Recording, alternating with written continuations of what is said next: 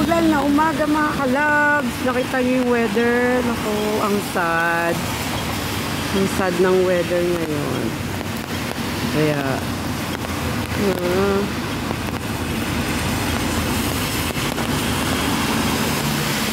kanina po sobrang lakas talaga ng ulan. Kaya hindi muna ako bumaba. At least kahit pa paano ko humupa ng konti. Yan ang ulan. Ayan. Pero nakita niyo ang dilim ng kalangitan. Ang dilim ng kalangitan.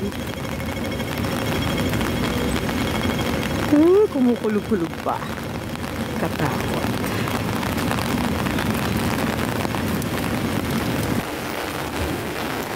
Yung talaga ng ulan. Ayan, luwalakasan naman siya mga kalabs.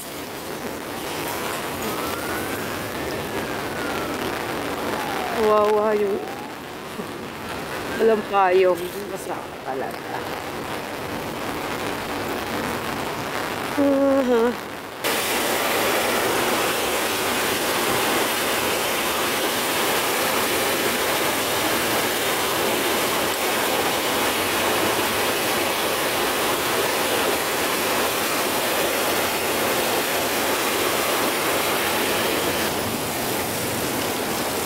Ang panahon, di mo talaga masabi.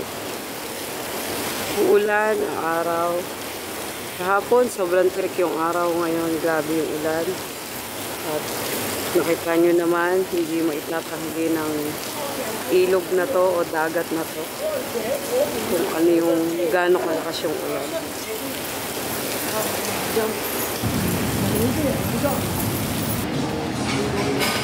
Parang yung buhay natin,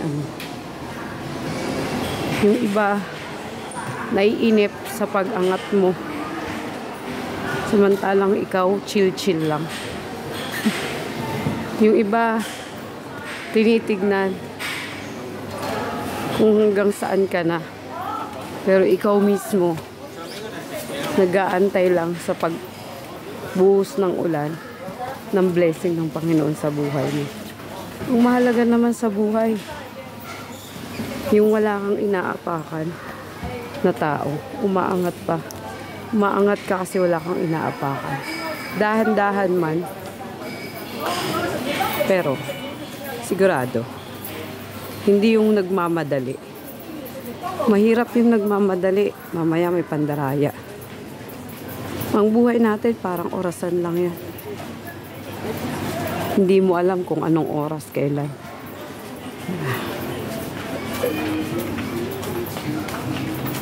Hayaan natin ang tagumpay ng iba.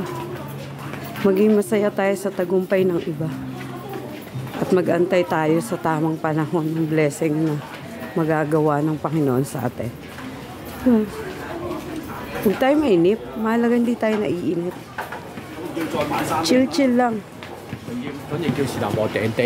Standby lang. Habang nag-e-enjoy ka. Diba? Nag-enjoy lang tayo. At kalmado lang. Huwag magmadali. Pero kung iba, nagmamadali sa'yo, hayaan mo sila. Minsan di mo din maiwasan sagutin. Kasi parang inip na inip sila sa pag-angat mo. Samantalang ikaw, chill lang. Tama si Daisy. May mga taong inip na inip sa pag-angat mo. And feeling nila hanggang doon ka na lang. Hindi nila alam. Nag-aantay ka sa tamang paghulog ng blessing ng Panginoon sa buhay. Kaya naman pala, ito ang signal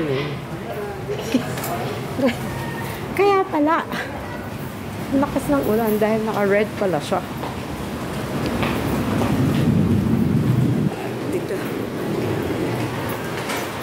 Medyas niya, 53.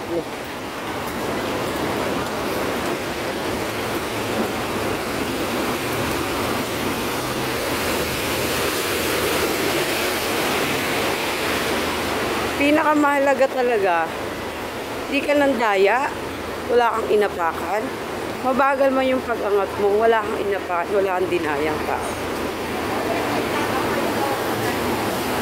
Minsan din kasi kahit wala kang dinaya, bulag yung tao sa katotohanan. At minsan, nandyan na, nakikita na yung katotohanan na natili pa rin silang bulag. Sa bagay, hindi natin sila pwedeng masisi. Wala eh. Natili silang may piring sa mata. Ito ang mahal na isda. Tinatawag ko siyang expensive fish. Kasi ang isang piraso at kalahati, isang cut neto, maabot ng $151. But still, ito bibilin ko para may maliit. Yung maliit akin, yung kanila ko, diba? Kano to? 6. Mas mura, 1.6. Sorry man, oy. Okay. Katulad niya, mga paninda. Swerte mo pag ikaw napili.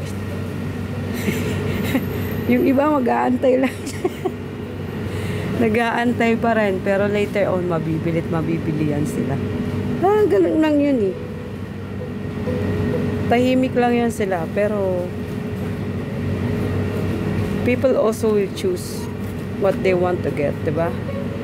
Ganun din yun. Simple lang. Ayaw sa'yo ng tao, hindi ka panonood eh. Gusto sa'yo ng tao, kahit ano pa sabihin mo, manonood yan sila. Ang mahalaga, pinakamahalaga, ginawa mo yung part mo, wala kang inapakan. Diba? Parang eto lang yan. Masasarap na sausage. Masarap na sausage siya yan.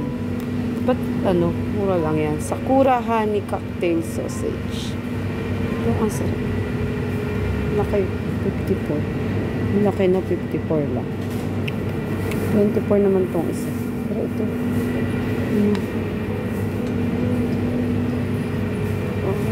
French fries. Nung alaga ko nandoon sa bahay, hindi umaalis. Kaya ayan. Mga klase ng noodles. Huwag yan. So, yun lang mga kalab sa ngayon, maulan. At, tiyagaan nyo na.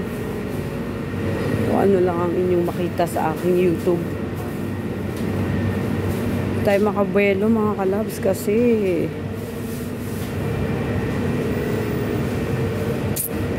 kaya hindi tayo makabuelo kasi andyan si Dalaga. Nalala ko to. May pagbibigyan ako nito.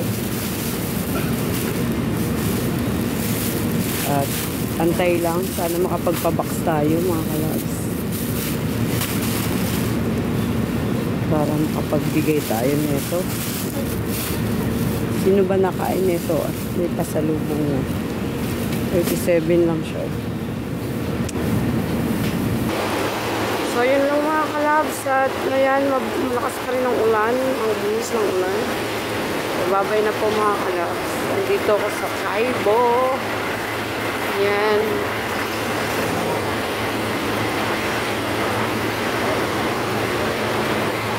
Oh, ito pinakamasarap.